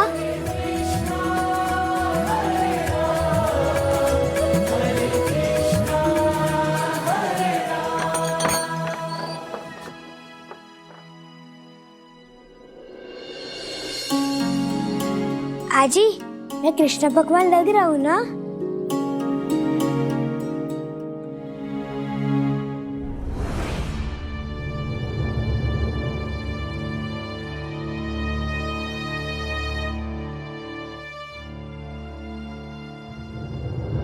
अरे इंद्र प्रकाश, तुम? नमस्कार काका। नमस्कार। वो मेरे रिश्तेदार अभी अभी शिरडी से लौटे हैं। खंडोबा जी के पुजारी जी है ना, महालसापति जी, उन्होंने ये चिट्ठी आपके लिए भेजी है। अच्छा, शुक्रिया। चलता हूँ। किसकी चिट्ठी है? महालसापति जी की। और चिट्ठी बाद में पढ़िएगा। आज मैंने सारे काम जल्दी निपटा लिए ताकि आप समय पर दफ्तर जाकर अपनी तरक्की की बात कर सके। आप जानते हैं ना, आपकी तरक्की हमारे लिए कितनी जरूरी है। आप मेहनती हैं, ईमानदार हैं, आप इस लायक हैं कि आपको तरक्की मिले। अब कृपया करके एक खत के लिए आज तो देर मत कीजिए। तुम ठीक कहती हो, आज मैं बात करूंगा। चलो। और हाँ, दयाराम का ख्याल रखना।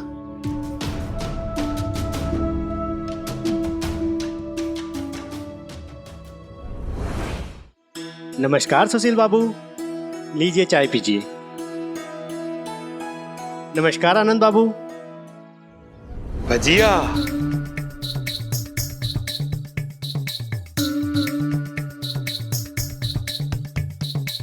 ये काका अभी तक आए नहीं। सेठ जी को हिसाब किताब दिखाना है और काका का अभी तक कुछ पता नहीं। अरे जरूर अपने बच्चे के आगे पीछे घूम रहे होंगे। बेचारे काका करे भी तो क्या करे। बड़ा कष्ट परेशानियां किसके जीवन में नहीं होती। मुझे देखो, मैं तो दफ्तर समय पे आता हूं ना। हाँ, मुफ्त का नाश्ता जो मिलता है। क्या कहा? मैं ये कह रहा था, काका भले देर से आए या जल्दी जाए, लेकिन उनका काम हमेशा पूरा रहता है। वैसे ये हिसाब खाते की जिम्मेदारी तो मालिक ने आपको दी है ना? चुप कर।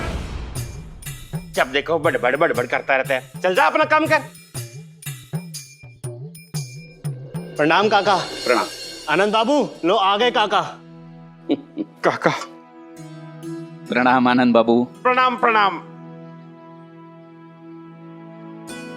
काका, वो मैंने आपको खाता वही दिया था। हाँ। दुरुस्त करने के लिए, वो कहाँ है? हाँ हाँ, अभी देता हूँ। ये लीजिए, मैंने दुरुस्त कर दिया है। अच्छा, बहुत अच्छा। अब काका, आप इसे भी दुरुस्त कर दीजिए। आनंद बाबू, पहले आप इसे खोल के तो देखिए। आपके कहने से पहले ही मैंने इस खाते बही का मिलान कर दिया है। और तो और ये बाकी बही खातों का भी हिसाब किताब लिखकर मैंने इनका भी मिलान कर लिया है। घर पर लेके गया था ताकि कोई काम बच ना जाए। शुक्रिया शुक्रिया काका, आपने मेरा सारा काम पूरा कर दिया।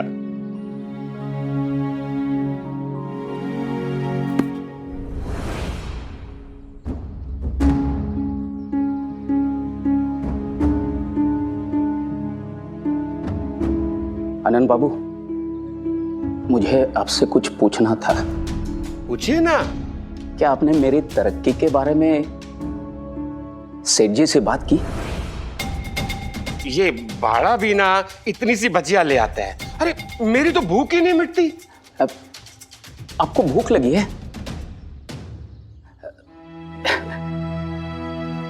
ये लीजिए, मेरा खाना खा लीजिए। दयाराम के आई ने पूरी सब्जी बना कर दी है। पूरी सब्जी?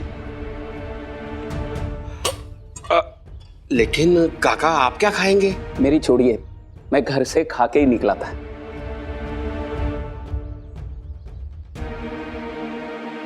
आनंद बाबू, मेरी तरक्की की बात काका, आनंद बाबू, मैं कुछ समझा नहीं। काका, इस साल तो सेठ जी ने मना कर दिया। उन्होंने कहा कि इस साल आपकी तरक्की मुमकिन नहीं। लेकिन काका, अगर आप इसी तरह मेहनत करते रहे तो अगले वर्ष आपको अवश्य तरक्की मिलेगी। थोड़ा धैर्य रखिए काका। अब जो है आप जाकर काम कीजिए। हाँ, मुझे भी किसी काम के सिलसिले में बाहर जाना है। ये डिब्बा आपका साथ में लेकर जा रहा हूं, वापिस आकर देता हूं।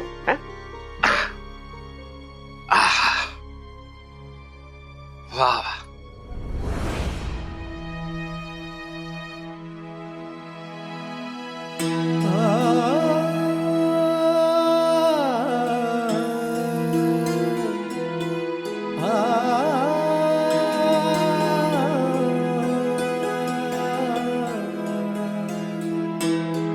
अब क्या करूं?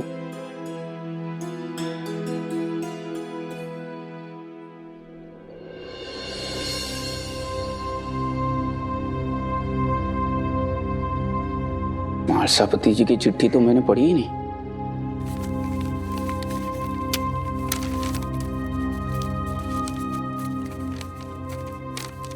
प्रिय काका, इस बार जन्माष्टमी आप हमारे साथ मनाइए शिरडी में।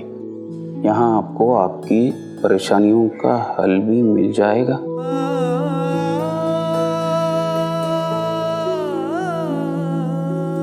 साई आपकी मदद करेंगे।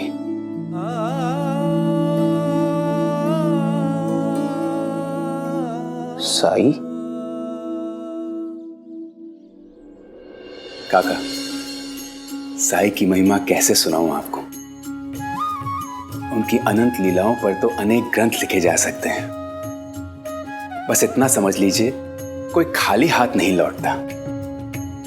यकीन नहीं होगा, पर सच है। उन्होंने कई लोगों की आंखों की रोशनी लौटाई है।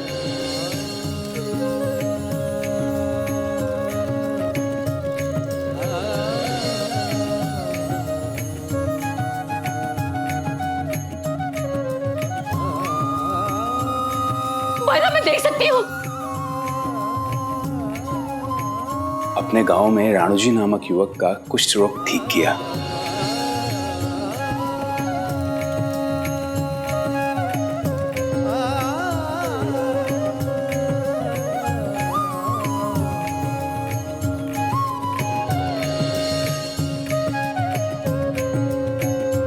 और एक बार तो उन्होंने एक लाइलाज बीमारी से ग्रस्त एक व्यक्ति को मौत के मुंह से बाहर निकाला।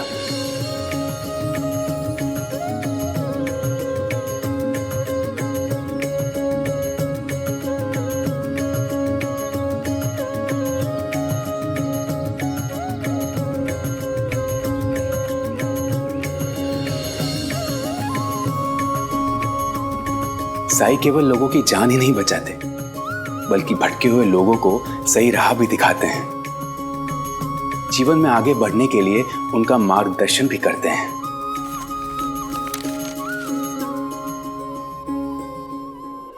अरे क्या हो रहा है इसे?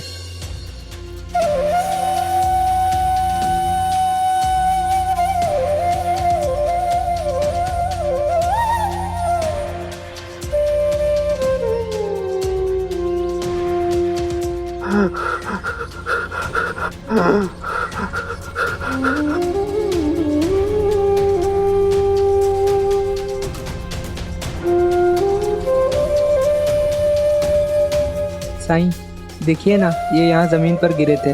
लगता है इनका आखिरी समय आ गया।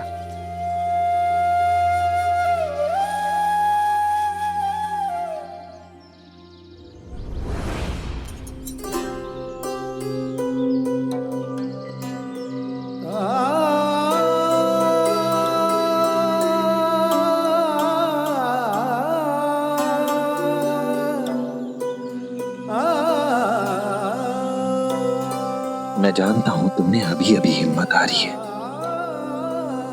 इतनी लंबी बीमारी से लड़ लड़ के थक गए हो तुम। पर अभी तुम्हारी उम्र ही क्या है। और जानते हो, अगर तुम्हारे मन में विश्वास हो, तुम्हारा इरादा पक्का हो, तो ये बीमारी तुम्हारा कुछ नहीं बिगाड़ पाएगी।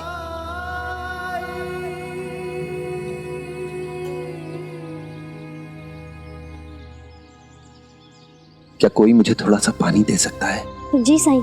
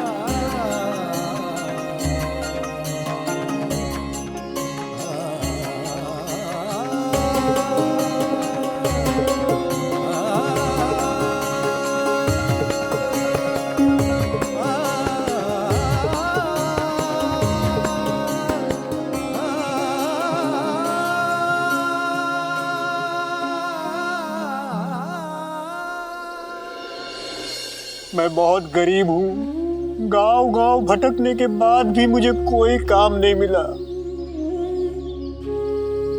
कई दिनों से तो मैंने कुछ खाया भी नहीं है।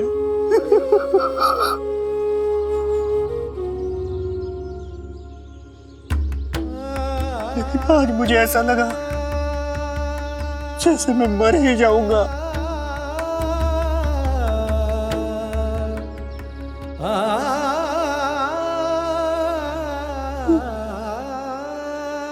ये लो, ये खा लो।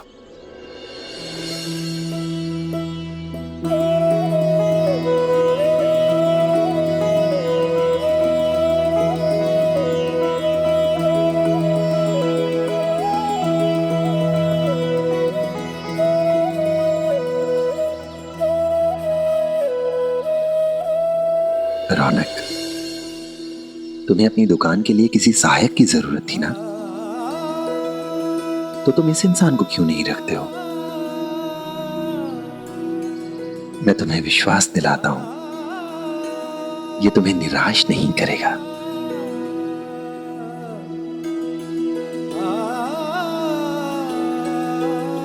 जरूर साईं, अगर आप कह रहे हैं तो गलत नहीं होगा। आज तुम आराम कर लो, कल से काम पे आ जाना, ठीक है? मैं आपका ये उपकार कैसे चुका पाऊंगा?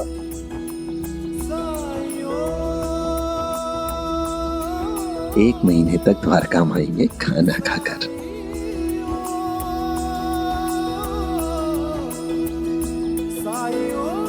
राम जी भला करें।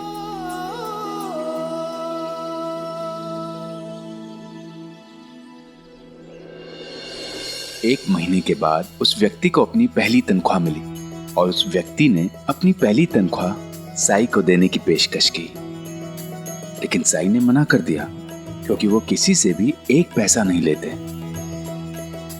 ऐसे हैं हमारे साई।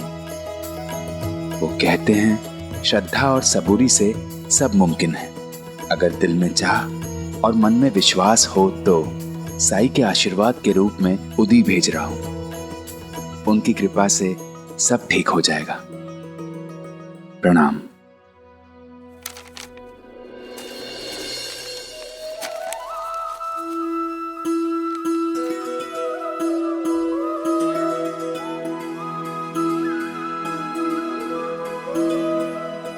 साई ने बहुत लोगों की जिंदगी बदल दी, कई लोगों को स्वस्थ किया, लाइलाज रोगों से, नाउमीदों को उम्मीद दी, और सबसे महत्वपूर्ण, उन्होंने किसी से पैसा नहीं लिया। इतने दिनों बाद तो कोई उम्मीद नजर आई है।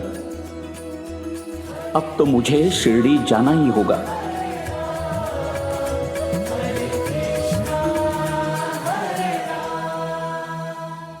लेकिन शिरडी जाने के लिए पैसे कहां से आएंगे? मेरी तरक्की तो 1 साल के लिए टल गई है।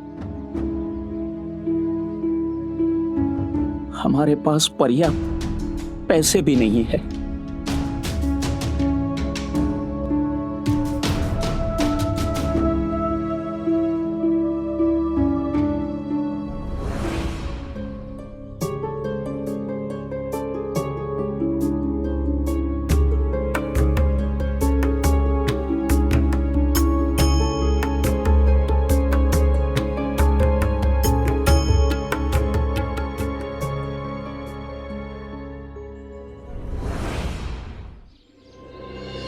दे दी?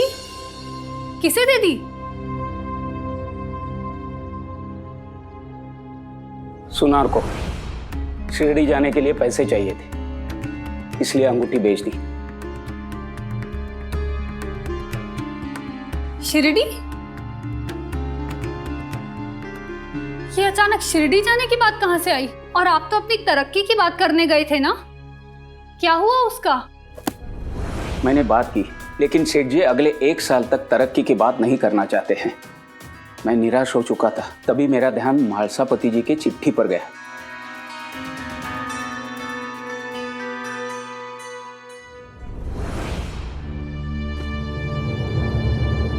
एक तो तरक्की हुई नहीं, ऊपर से आप शिरडी जाना चाहते हैं।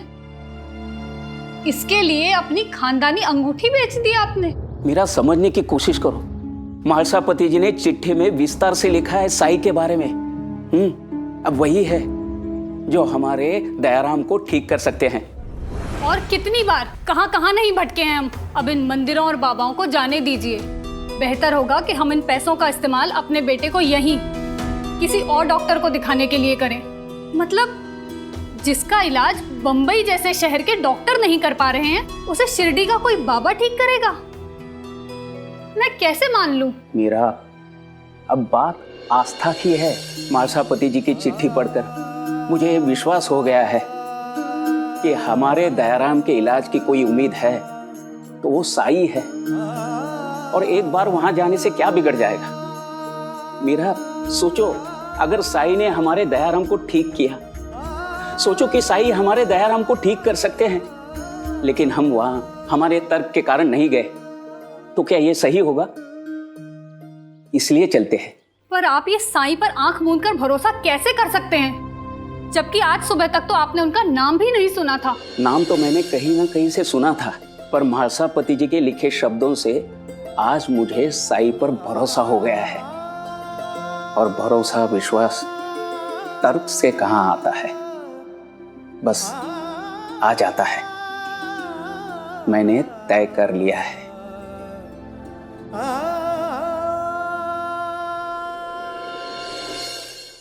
धार्मिक वीडियो सबसे पहले देखने के लिए हमारे चैनल को सब्सक्राइब करें और बेल आइकन दबाएं।